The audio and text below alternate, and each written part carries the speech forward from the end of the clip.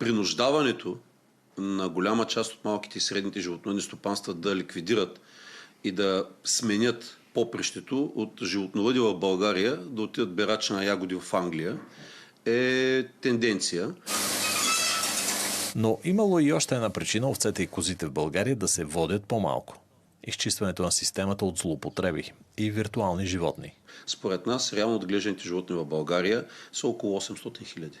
По статистика са около 20% повече. Намаляването статистически на животните в България, една от причините е, че периодично последните няколко години се правят проверки вследствие от които се изчистват определен брой виртуални животни, които са фигурирали в общо поголовие на страната. А хора като Пламен Пенев, които са увлекли цялото си семейство в отглеждането на овце, искат само едно, за да продължат да поддържат най-българския поминък.